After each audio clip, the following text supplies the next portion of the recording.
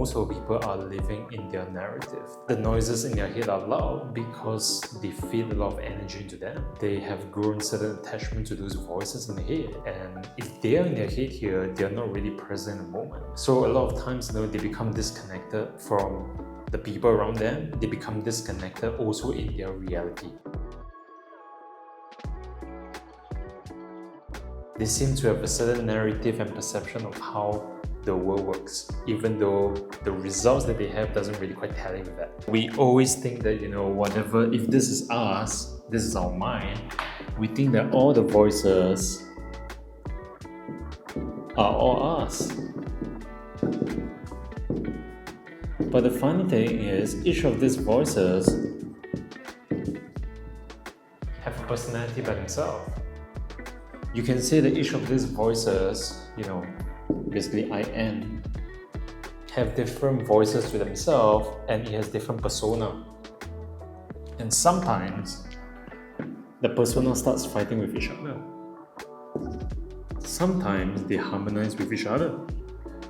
So it really depends on the construct. My question is, when did this voice in their space got created? Is it possible to theorize that each of this split that's happening in them originally come from one thing called themselves? And every time when trauma starts hitting, they get splitted. For example, it begins with one, and then when the force starts hitting, the molecule starts spreading to two. And then when more starts hitting, it starts becoming into four. And the split continues to happen and happen. So when there's so much voices in the person's space itself, then the only coping mechanism is to talk it out. Because at any moment, there are many thoughts and voices running through their head. Perhaps one of them is saying that they should do work, the other is saying that they are hungry, the other ones want to go to the washroom, and then there's a bunch of chaos and mess. So oftentimes, you ask them what do they want in their life, they can't answer you because they can say one thing, they're going to say next thing another. Because each of these voices in their mind, if you don't look at them as voices, because the assumption is they assume that everything is them, but we never really pause a moment to ask ourselves, is this voice in my head really mine? The assumption is because the voice is inside of you, it is yours. Stop for a moment, begin to hear the voice deeper. If you study music, you should be able to hear the tonality difference in each of these voices. Their wants, their needs, their desires are all different. So that's very important, and that's why inner work is so important, because the work that we're doing is to start healing them so that you resolve the conflict from one to another and making them into this thing called whole again. And that's what the work is about. And then in the process of finding whole, you begin to find this thing called your real voice. The real voice. What is the real you? It's inside. And all these things need to be healed because it's a bunch of mess and it doesn't serve them because they want different things, they're fighting.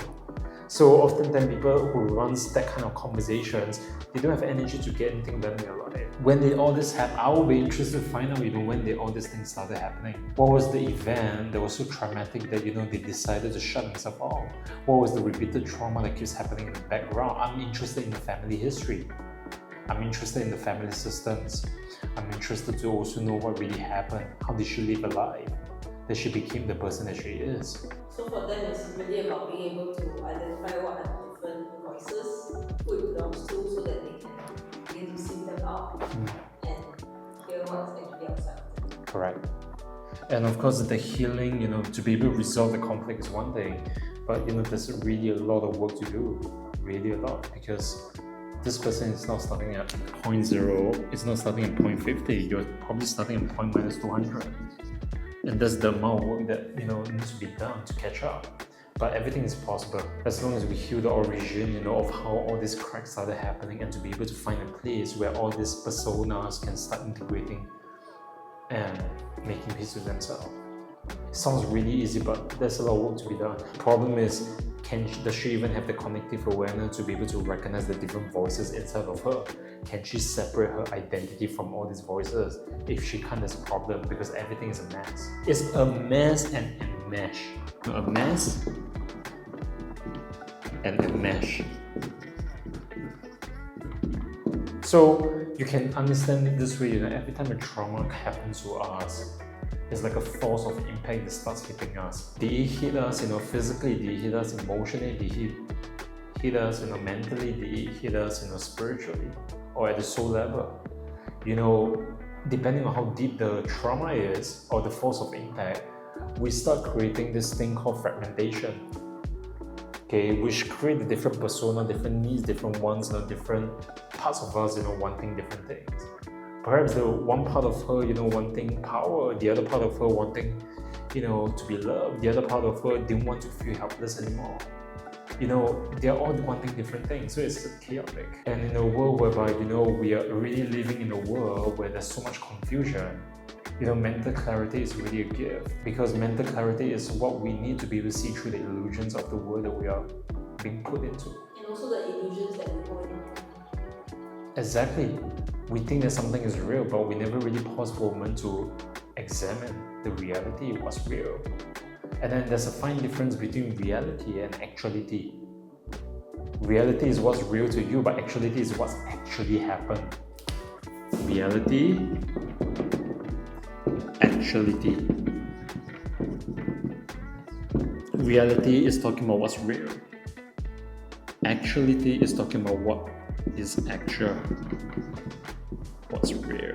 What's real to you is not real to another person. I've been to Mongolia, therefore I know what's real to me down there in Gobi Desert. But in actuality, my perception of the Gobi Desert is different from what the desert really is. So you can say that as much as we work on ourselves, we're trying to bridge our reality closer to actuality. Because the closer reality and actuality is, that means reality and actuality being the same part of the same coin. This is where manifestation happens instantly, because you're operating based on first principles, you're operating based on truth.